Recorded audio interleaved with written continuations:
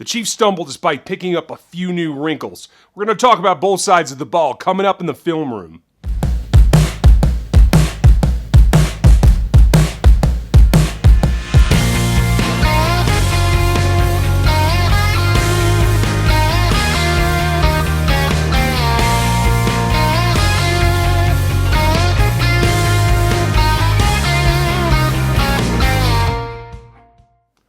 I just want to say to start this, if Eric Berry's ever this angry at me, I'm going to need you all to help me out.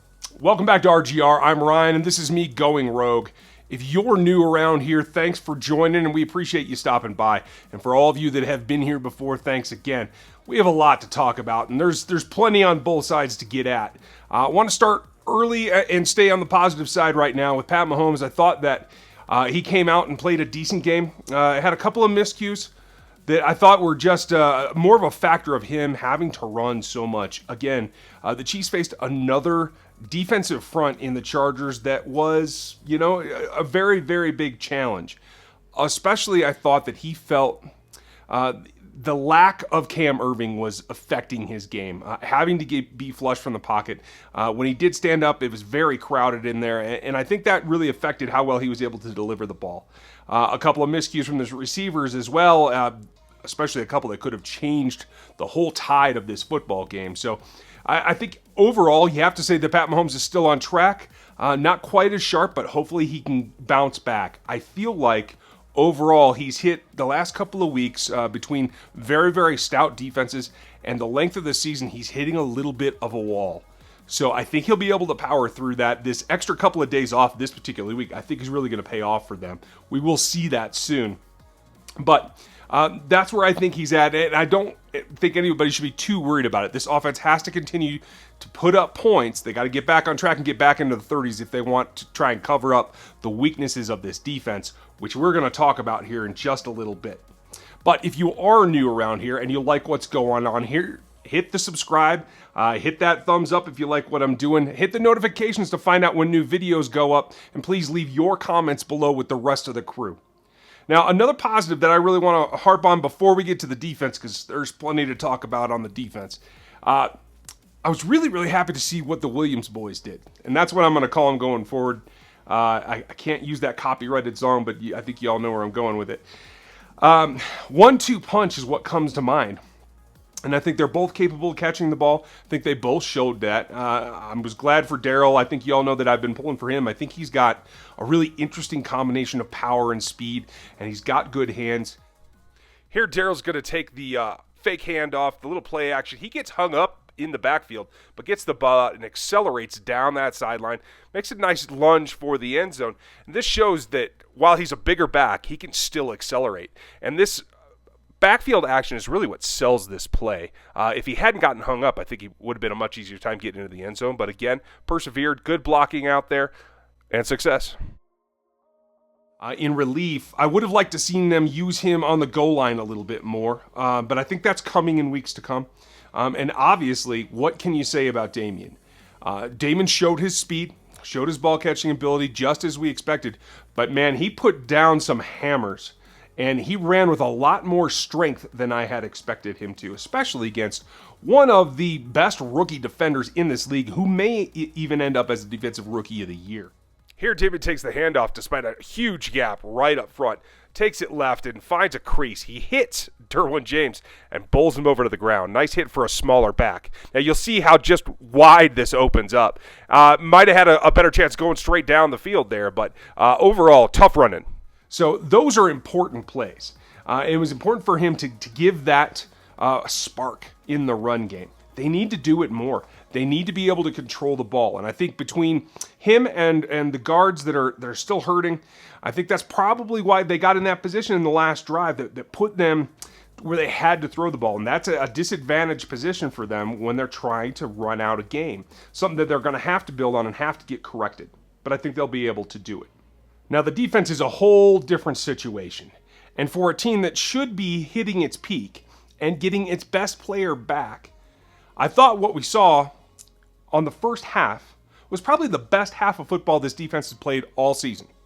And that was due to Eric Berry being there. Sutton used a few looks that he hadn't used before. There was, in particular, one on early in the game, and I'll go through that play here in a second. But it showed that you need to continue to vary what you're doing. And it's not just because Barry's on the field. You have to do that with whoever the personnel is. And you have to make sure that you're teaching enough so that they know what to do with those situations. Here's a look from Sutton where he's in a cover zero, no deep safety, and Barry goes in motion with the tight end, letting Rivers know that it's man, so he thinks he's got options. Ends up being a Steven Nelson interception off of the pressure, but you see from the other angle that what it does, as Barry comes down into the box, the scheme's already set for the offensive line. He gets a free run at the quarterback, and that's what forces this errant throw. Yes, mixing it up is more of a challenge in terms of getting everybody on the right page, but it's what you have to do because sitting in the same look as we saw late in the game in the second half is a recipe for disaster.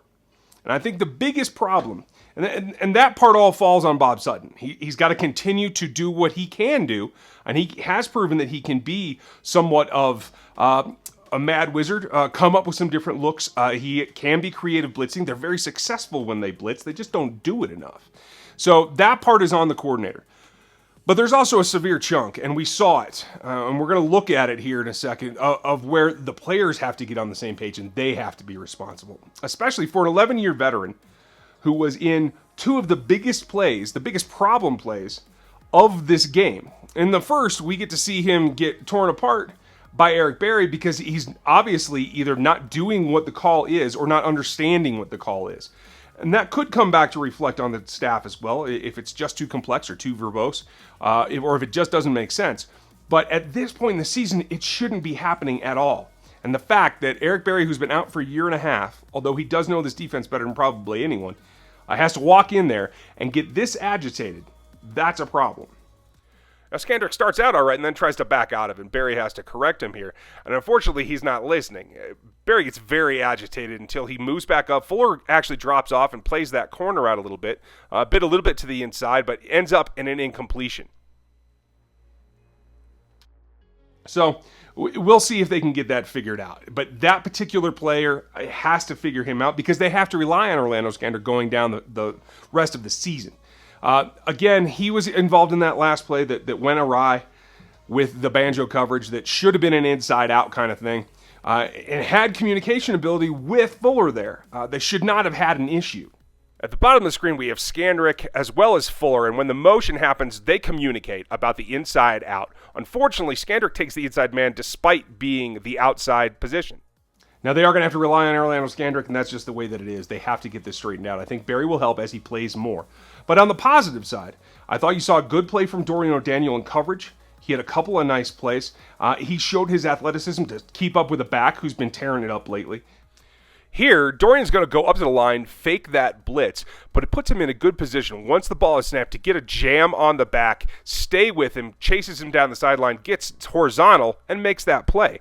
I think it really illustrates how much and how far he's come in this defense, being able to be the middle backer, project the rush, then end up taking the coverage and making a play for a minor gain. They're going to have to rely on him a lot in the postseason as well, especially if they get in these conundrums where they have to be down in the box but still be able to cover. That's what Dorian O'Daniel is for, and I think he's shown that he's got some natural ability, but he's learning how to play it better. He actually beat the ball to Justin Jackson on this play. I think that was pretty key. Here, O'Daniel's going to get sucked up inside a little bit as the play begins, but he is going to recover. He's going to trail Jackson down into the end zone, but he does make the play, makes the catch up, and gets his body between the ball and the pass catcher. And that's really what the key is.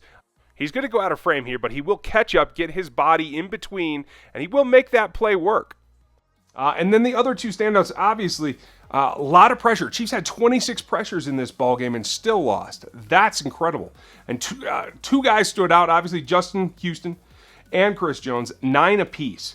Great performance. So that's a couple weeks in a row that Justin Houston's been on it. And obviously, we've seen the streak with Chris Jones. Those are guys they're going to have to rely on, and it's good that they're there.